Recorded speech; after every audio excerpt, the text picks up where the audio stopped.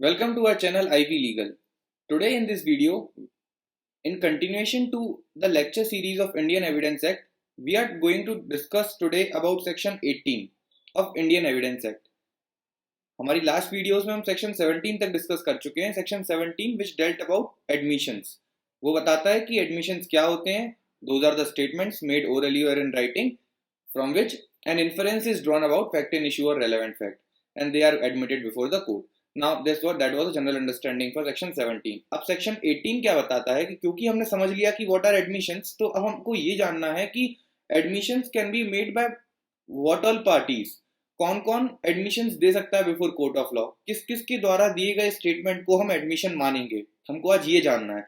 तो इसको जानने के लिए हम पढ़ेंगे सेक्शन 18. सेक्शन 18 ये बताता है कि admissions made by party to proceeding और हिज एजेंट. तो इसमें there are 5 classes of person who can make admission. तो 5 क्लासेस ऑफ पर्सन में यहाँ पर आते हैं. सबसे पहला है आपका द पार्टी टू प्रोसीडिंग. कोई भी मतलब प्लेंटिफ, डिफेंडेंट, जो आपकी जो सूट की पार्टीज हैं, जो केस में जो पार्टीज हैं, appellant, respondent, plaintiff, defendant, any statement made by them would be considered as an admission before court if it satisfies all the criteria. तो सबसे पहला हो गया कि these parties to the proceeding are entitled to make admission. दूसरा आता है agent authorised by such party. तो अपन पार्टीज यहाँ पर कौन थी? प्लेंटिफ, डिफेंडेंट और रिस्पोंडेंट और अपेलेंट. तो इनके द्वारा ऑथराइज जो एजेंट्स हैं, any statement made by these agent authorised by such party are also entitled to make admission before the court. Now coming on to the point कि अब agent कौन हो सकते हैं, हमको ये जानना है. तो एजेंट यहाँ पर बेसिकली होते हैं usually, suppose in the case of partnership, जो पार्टनर्स हैं वो एजेंट हो जाते हैं ऑफ द पार्टनरशिप फॉर्म. तो these partners act as agent. Also in case of like karta act as an agent of co partners. जो हिंदू अनडिवाइडेड फैमिली में जो कर्ता होता है, तो the karta acts as the agent of the co partners, the members of the family. तो उसमें वो एजेंट होता है. तो बेसिकली सपोज पार्टनरशिप का एग्जांपल ले लेते हैं कि अगर कोई भी स्टेटमेंट एक पार्टनर देता है, then would be considered as an admission on behalf of the partnership form because he is an authorized agent. Now in order to the court, in order to ensure that there is an admission by the authorized party, has to ensure that there is a fact of agency established, in the sense कि मतलब आपको पहले ये prove करना होगा. अगर आप as a authorised agent अगर आप कोई एडमिशन दे रहे हैं कोर्ट में, देन आपको ये प्रूव करना होगा कि there is an existence of principal and agent relationship, there is an existence of fact of agency amongst the parties who has authorized the particular person as his agent to make the admission before the court. So that was about the second class of person who are entitled to make admission. Now coming on to the third class. Third class is party suing or sued in representative character, making then if these parties who are making admissions in representative character are also entitled to make such admissions. Representative character से यहाँ पर meaning है कि as a trustee और as a executor और as a कर्ता, वो किसी को रिप्रेजेंट कर रहे हैं. कर्ता किसको रिप्रेजेंट करता है? को पार्टनर्स को. ट्रस्टी किसको रिप्रेजेंट करता है? The members of trust. तो बेसिकली इनका ट्रस्टी मेंबर्स ऑफ ट्रस्ट के प्रोटेक्शन के लिए होता है. तो they are appointed in representative capacity. So all the admissions, all the means parties suing or sued in representative character are also entitled to make the admissions. Now coming on to the fourth class of person, जो बताता है proprietary and pecuniary interest. ये इसका main content है कि इस point में ये बताते हैं कि person who has proprietary and pecuniary interest are also entitled to make admissions. अब proprietary and pecuniary interest किस चीज में? In the subject matter of the proceeding. अब यहाँ पर ध्यान रखने वाली बात यह है कि हम कभी भी मतलब ऐसा नहीं बोल सकते कि हाँ सूट इनिशिएट होने से पहले हमारे पास इसमें प्रोप्राइटरी इंटरेस्ट था उस प्रॉपर्टी में और सब्जेक्ट मैटर में, इसलिए हम ये एडमिशन दे रहे हैं कोर्ट में. Those persons are not allowed.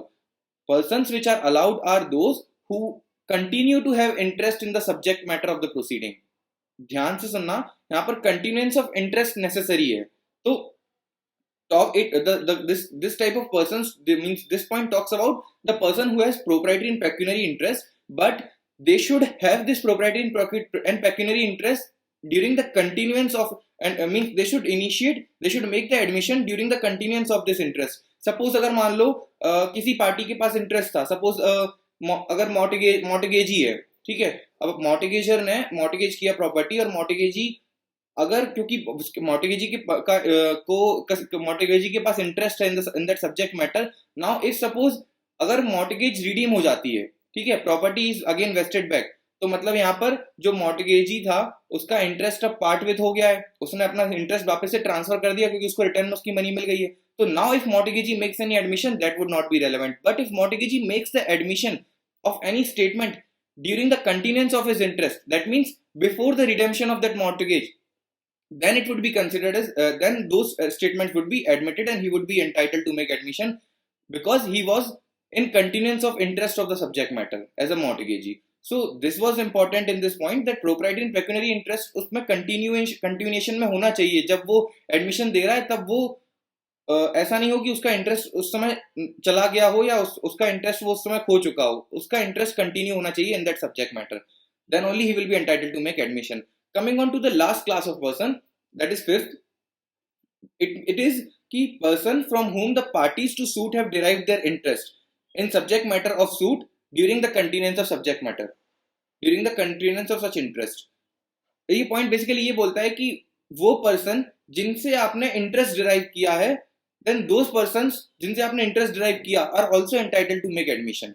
Example के तौर पर हम ले सकते हैं कि मॉर्टगेजर के एक मॉर्टगेजी के पास इंटरेस्ट कब आता है किसी सब्जेक्ट मैटर में ऑन द प्रॉपर्टी मॉर्टगेज्ड, तब आता है ना जब मॉर्टगेजर प्रॉपर्टी मॉर्टगेज कर देता है किसी भी पैसे के लिए या किसी भी रीजन से, अगर वो प्रॉपर्टी मॉर्टगेज कर देता है तो जब सब्जेक्ट मैटर पे इंटरेस्ट मॉर्टगेजी के पास तब पहुंचता है जब मॉर्टगेजर उसको ट्रांसफर करता है। So here mortgagee is driving the interest from mortgagor. तो कोई भी स्टेटमेंट अगर मॉर्टगेजर दे रहा है then he is entitled to make the admission because the mortgagor is the person who has derived, because mortgagor is the person जिसके through mortgagee ने interest derive किया था in the particular subject matter of the suit. तो इसलिए those persons are also entitled to make admission. अब जो 5 classes of persons तो हमने जो डिस्कस किए, इसमें ये एक सबसे इंपॉर्टेंट चीज है जो हमको ध्यान में रखनी है कि ये these persons are entitled to make admission, but they should make such statements which would constitute as admission under section 17 only and only when they held such character। कैसे, मतलब कि when they were holding such character of either as a representative character or as an agent or having any proprietary or pecuniary interest। तो जब वो ये इस character को, जब उनके पास ही कैरेक्टर है तभी they are entitled to make statements and then only it would be considered as admission. अगर वो मान लो अगर अब आज उनका प्रोप्राइटरी एंड पेक्यूनियरी इंटरेस्ट खत्म हो जाता है तो कल वो कोई स्टेटमेंट नहीं दे सकते, या फिर अगर आज उनकी एजेंसी उनका as per principal agent relationship उनकी एजेंसी टर्मिनेट हो जाती है, they are no more an agent, then tomorrow they can not make any statement because tomorrow they are not holding the character of agency, they are not holding the character of being an agent. तो इसलिए important ये है कि all the statements has to be made when they hold the character of such position of having either as an agent or a proprietary or pecuniary interest or as a party to suit। तो ये character होना जरूरी है उस दिन जिस दिन आप ये स्टेटमेंट दे रहे हैं। That was all about section 18 जहां पर हमने बात किया कि एडमिशंस कौन कौन दे सकता है, who are the parties who can make an admission before the court। So that was all about section 18। Now we will discuss section 19 in our next video। Till the time, bye bye, take care।